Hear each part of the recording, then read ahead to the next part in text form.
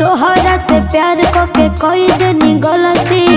अच्छा ए बाबू का हो गिफ्ट का सामान खाती हाथ नहीं मोलती बुझाई। अरे तोहरा से प्यार को के कोई देनी गलती। गिफ्ट का सामान खाती हाथ नहीं मोलती। अरे यही कति कागज में फंस रहू। चल चिन्हवाई देलू दिन भइल पूछे। चल चिन्हवाई देलू दिन भइल पूछे। छुछे यारवा के केहू न पूछे। छुछे यारवा के केहू न पूछे। लेकिन हम में के ना नहीं हो। अच्छा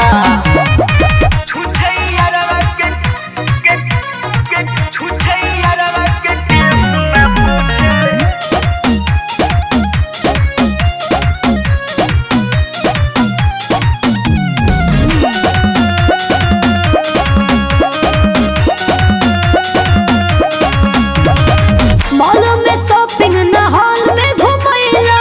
बोला ना हमारा खातिर का तू कोइला। बोला बाबूजी ला पढ़ा बेच के ले आए। जकरा भी पैसा न रही ये प्यारी। प्यार करे के काऊ नहीं के अधिकारी। देखो ज्यादा फेंको मत। बटोर ले अरे मॉल में शॉपिंग न हॉल में घुमैला। बोला ना हमारा खातिर का तू कोइला। जकरा भी पैसा न रही ये प्यारी। प्यार करे के काऊ नहीं के अधिकारी। प्यार करेलू आकि तू बेचेलू हो। बोले बोला गोतारू लोला तू पूछे। बोले बोला गोतारू लोला तू पूछे। छुछे यारवा के केहू न पूछे। छुछे यारवा के केहू न पूछे। का बकवास करता है?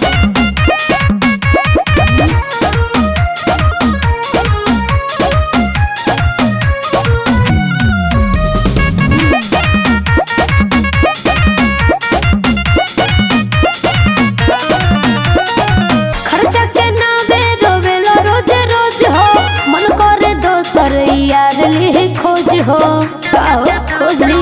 ना ये दादा बारू बनवले तू प्यार के बाजार हो। लूटे न देलू गरदा के लहार हो। देखो जबान संभाल के बोलो। अरे खर्चा के नामे रोवेला रोज रोज हो। मन करे दोसर यार ली खोज हो। बारू बनवले तू प्यार के बाजार हो। लूटे न देलू तू पेटारी के लहार हो।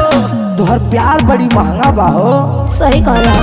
कैसे डिमांड पूरा करी न सू